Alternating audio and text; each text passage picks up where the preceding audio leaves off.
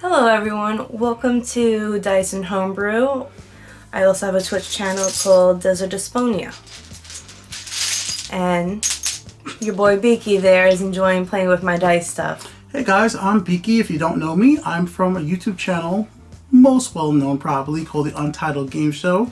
I've had a lot of YouTube channels since YouTube has been around. I can't breathe for a second right there. I took his breath away. Yeah. Okay, that intro kind of messed up, but this is a brand new channel here. Dice and Homebrew is genuine. We're both D&D players, right? Yes, but I'm actually your GM. Yes, and we also have some guests as well. One of them is sleeping. She's coming. Nala, come. So if you watch my Twitch channel during the week, you see one behind me, but this is Nala. She's called a Torquay. She's half Yorkshire Silky Terrier and half Mini Fox Terrier. So she's 6 years old. She's going to be in our videos. Yes, and the other one is, if you could see, playing with their Loons. And I grab her by the scruff. I'm not hurting her. Just grab her by the scruff. This is Luna. I had to name her Sailor Moon. She has the long body of a ragdoll. And she could curl up so small. It's kind of freaking amazing. And her tail's actually darker than the rest of her body. But she has the soft fur, not the proper coloration of a Nebula cat. All girls. So I have all this little Harlem. all around me. Yep. And what will you be doing on your brand new channel? Well, most of it originally will be on my Twitch channel, Desert Desponia, which I will actually have a camera so you can see my little furry babies And there'll relaxing. be a link to it in the description Yes, as well. there So will definitely be. go subscribe. I've got Luna's fur over my face.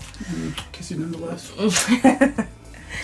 So, I actually, if Biki could back off to the side, Yes. this is actually drawing one of my characters. I love making drawings of my characters when I play D&D as a player, and my dice collection and other stuff. So I'll just show briefly with using my lovely hand assistant next to me. Yes. So she has a bunch of dice. We're going to be doing dice reviews here on the channel.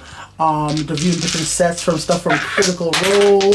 And, you know, just like what we think about the different types of dice. Dice towers as well. You can just show them the And bag. some of them I've got as a Kickstarter. Well, the bag's actually in the TV, so that's the Vox Machina bag. Yep. So plenty of dice to show you. That's one set, and Nala's actually checking them out for me, make sure they're good for her. The sensors haven't changed from last playing. Yep. So these are metal dice. I got into it after seeing Biki actually playing with them. Yeah, and I absolutely love metal dice. It's, Sorry about the focus Yeah. right there, guys. But so I have a blue one and white one. I'm missing my blue metal D20. yep. So we're going over these different types of dice. She lets you keep everything separated while I just threw them all in one big bag. And she'll even talk about, like, this is a custom bag made by her. And you'll always hear a bunch of dice rolling in the background in our videos. So, or Luna will like to play with them. So this is a nice sparkling one I got. This I actually love. I got this on Amazon. And Luna's found two of my dice that she's going to go play with that you're going to hear. In the background. So this is actually, there you hear it, the leaves. There are leaves in it with some color. Well, you always should hold it up a little longer and still so they can see it a little better. Yeah. We'll focus Sorry. after I'm a noob. I'm getting my cherry pop by this guy with the camera. In a different sense. Pop. And lastly, this one has some different color swirls in it. Yeah, so this is just a quick little overview of the dice right now. Luna's playing with a D20 that she just knocked over on the other side of the door. And I'm making sure as I put them aside, I separate them all. That's okay. I can re-separate them later. Oh, wow. That's rare because she's usually really anal about it. No, this dice go here, this dice goes there. So, you'll be also reviewing things like what you have right here. This I got from Elderwood, which I got inspired from watching a Twitch channel called Hyper RPG. Please check them out. They're awesome. They had a short series called Rat Queens, which they use Elderwood Academy dice towers. So I actually modified mine with some pieces inside. And you can't see this one too well. But so I had more of the kaplop kaplop instead of buying the extra piece in there. And when we do the full review, we'll actually show you how it rolls, all the different compartments, and like, you know, generally if it's worth the money or which version is definitely worth for you.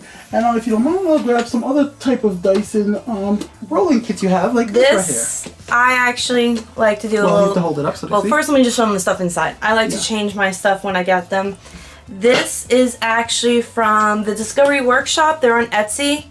I actually bought this. They actually have 6 different layouts for the inside, and you can write notes on this. It's beautiful work that they've done. There's words on it, so it actually looks like a real book. I love using this. Yeah. They actually have a funny one that's a DM because it's called How Do You TPK Your Party?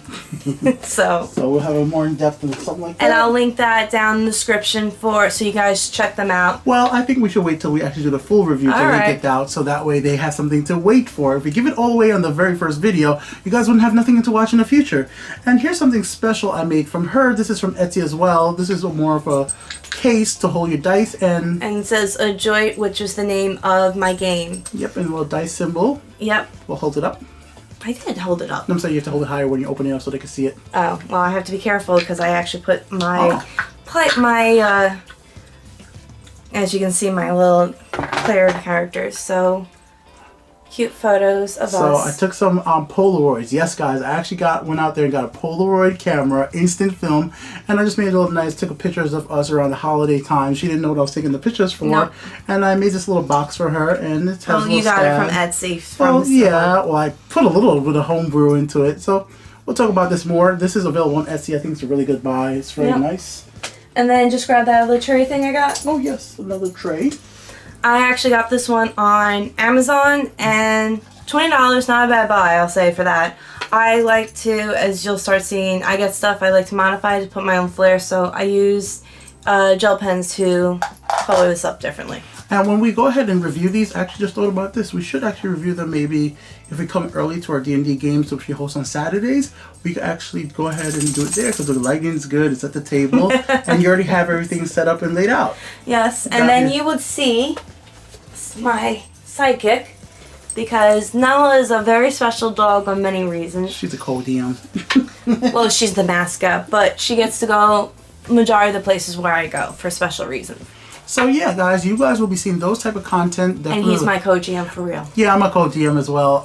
More or less on the mechanics of D&D, less about the storytelling. The story and the world of Ajoite is all yours. Yes. So where can they actually see more? You said Twitch? Twitch, Mondays through Thursdays I'll be streaming. When you can. When I can. I have a rough time slot when you'll most likely see me.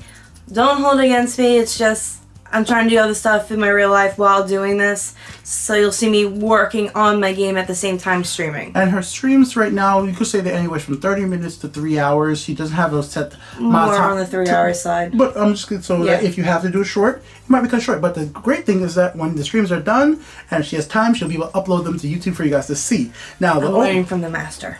Now, just letting you know, some of you out there watching are players who might see these earlier. If you end up watching our streams, make sure you don't spoil yourselves or your character doesn't know the information. They don't have to worry about that because all they're seeing is my NPCs that I'm making, the towns I'm making, and the buildings. They don't know anything of the storyline going in it. Oh, you don't say how the plot They'll hear some stuff, but they won't know how it plays. For example, when he makes some... I'm watching Luna in the corner of my eye play on his bed. For example, I'll come up with an NPC in WorldAnvil, and I'm like, babe, build me the mechanics for this. I'll start it, and he'll fine-tune it. He won't know how I'll play it. No, I definitely don't. Like, I've done a lot of characters for her in the past, and the bosses, I won't know exactly how she played.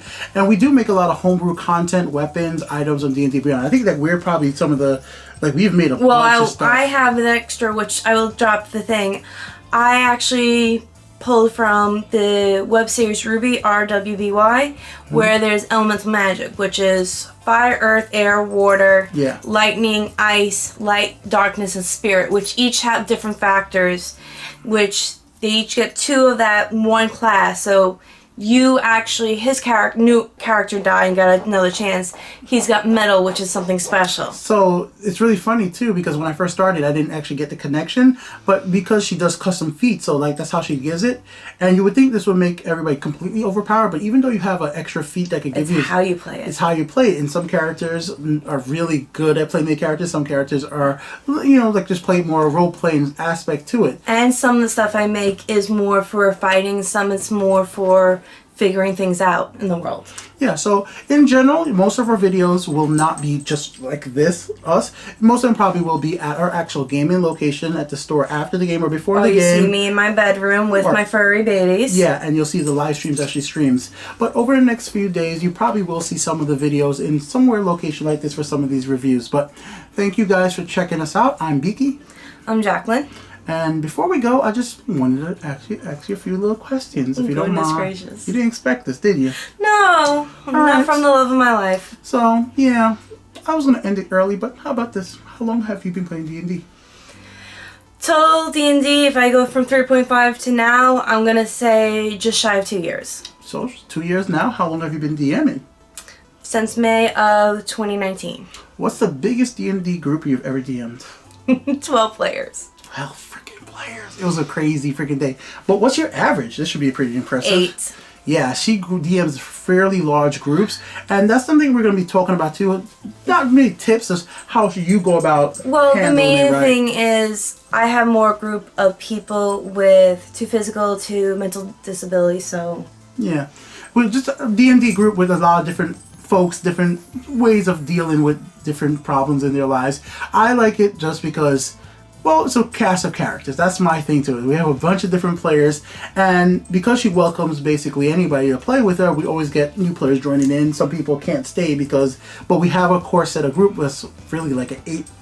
Really 8 players, which if you go on my WorldAnvil, which will be linked down below, you can actually see some of my players, which a few people you'll see there that will, when you click on their images and stuff, you'll see they're actually playable characters now and NPCs. And I think one of the greatest things is that your WorldAnvil is very organized now. So, like, if you ever thought about world building, I'm not giving myself the praise. I just gave started it. I gave it inspiration, and she's ran away with it to even start Twitch streaming. That was her idea, not even mine. Which works better for WorldAnvil, which I highly recommend for a lot of GMs, is if you're making towns, if one section of the table's busy, since he's my co-GM, he'll say, hey, go on WorldAnvil, go look at this shop. I actually categorize them by the towns they're in with the shop so they can see what they want to get. And so when it comes to their turn, they're like, hey, I want to be at this shop. I want to buy such and such. I'm like, all right, let's go. And then she could jump right into role-playing it. So it's not really spoiling the characters on the characters they're going to meet and NPCs. They might just know their names and what they... Little information, what they read about and it. She definitely allows people to request items maybe that's not on the shop list. And then they have to haggle, persuade. Or one of her famous little things, the Goose game she made for these... Goose Trader. Yeah, for Patient Seaport Town. Yeah, for these conjoined twins. I would highly recommend you click on that WorldAnvil link and look up the Goose Traders and some of the little information about that. And just to let you know, WorldAnvil is free to use to start, but I did the paid subscription for the fact that this one can jump in and be part of my editorial team to make adjustments or add things in. Now, to be clear, we're not sponsored by WorldAnvil at all. DnDBeyond, this is a brand new channel. We just want to give our experiences with these sites and how we build our games. Me personally, on my channel, I'll be doing some D&D content as well. I think I'm going to be doing more discussions about classes I like, items I like, top 10 lists, and of course I'll have I think I might also make suggestions for first-time players based on me going through the ranks of would it be easier of classes to play if you're not that savvy with spells. It's like a video I want to do with her is paper versus digital. I think this is a great little discussion. Oh, that is a big debate based on the old school, which I have no hate. You guys are very particular, and I'm 100% meaning this. Some of you guys love your pencil and paper, and will die for it. I'm okay with that. Just be more open to people like the digital because 1, it's quicker. 2, you forget your sheet, you got it there on the go. Have it as a backup. But like I said, we'll go over stuff like the good and bad of it. Those are the type of videos I think is going to be really fun. We each could take a role in that conversation. I think you're going to take the digital, I'll take a little bit of the paper, and we'll go back and forth. Well, how long have you been playing on paper, sir? Not that long, but I've actually done a campaign with the book, which is something you don't like doing. I've actually DM'd from the Lost Mine of Fandela, and you're not a fan. So I'm saying like that's a great way to cut. Yeah, I've done paper with 3.5 and then learned briefly with 5e, and then once I learned that through places that did digital DnDBeyond, I did that. And even today I was able to meet somebody who played on Roll20, and so how that interface looks. So I think we have a lot of experience over this short amount of time we've both been playing D&D. In the sense I mean, the hive minds coming together like a mind flayer? Yeah, really, because we have made so many characters for so many new players. I think I top you out. I'm not even saying for us. We've helped so many players jump into games. Like, hopefully when we do our thing during our game, you'll be able, if any of them want to, maybe meet some of them and just share their own opinions. But this video could go on for a very long time because we obviously love to talk. Clearly, we'll talk all our day off. This was just supposed to be a short video, but sorry, guys. Yeah, I think it's a fun thing because this is the type of content you should expect. Don't always expect short content from us. Now, when the two of us are together, no. Oh, we could talk for days. You should see the video after one of my players, who I go by Amethyst by her player character name. She ran a game earlier today, and this was during the drive, and it was a 50-minute drive from where she lives back to where he lives. I live a little further away from him, so where I live would be in between the two of them. And we spent majority of that ride video capturing our discussion. Oh, so well, she just did something she probably didn't know. That's called teasing a video. So what we're going to do, that video will go live later this week. What day would you like? Tuesday, Wednesday? I leave it up to the Great Master. No, this is your DMV channel. I know. This is your channel. What day? I'll pick the time and stuff like that. But what day would you like the video? Let's do the middle of the week. Wednesday? Yeah, because sometimes Wednesday, as they like to call it, hump day, something a little bit. And also day before Critical Role, which I love, but my cherry was popped by Hyper RPG. So please check out Hyper RPG. So look out for Wednesday. There will be a video with us, a vlog talking about PvP in D&D. We had a campaign where we had player versus player. 4 players, 1 DM. How did it go? Was it a disaster? Was magic it a big user? Not magic user. Yeah, I was a barbarian. Was it a complete success? Well, you have to watch a video because I don't say no more. Wait, one thing I want to say. Oh, she can spoil it. She loves spoilers. If you look behind me, like I said, the character drawing, that's my character I played, Desponia. That was my 3.5. With the middle finger up. Yes, because of a certain background history. So, if you want to know, don't spoil it. Watch that video Wednesday. How about at 12 p.m. Eastern Standard Time? So lunchtime, you'll have something to watch over there. Once again, you think that's about it? Anything else you want to say? Other than I would love people to come during when I Twitch stream. I love talking to people. I apologize if I don't see you. Sometimes I'm in that, because I have an artistic background, I'm in that zone. I'm like, I forget to eat, I forget anything. So when I see you, I see you. If I don't, please don't think I don't want to talk to you. I love talking to people. I love discussing things. So I don't do it out cruelly. It's just I zone out on things. I think something I forgot, most important, share your tips. We're new to D&D in the sense of the 30 plus years D&D has been around. We are always willing to learn from the players and other DMs out there as well. And I love hearing that my DM is actually my girlfriend as well, because it gets some real shenanigans, which we'll definitely be able to share as time goes. Which is fun to torture your boyfriend as a GM. So hopefully if you guys get into this, we'll see what other content you guys want to see down the line, maybe even some games as well. Alright guys, check out my channel, The Untitled Game Show. That's my main one for nowadays. And Dice and Homebrew. And on Twitch, Desert Desponia. Till next time, peace. See ya.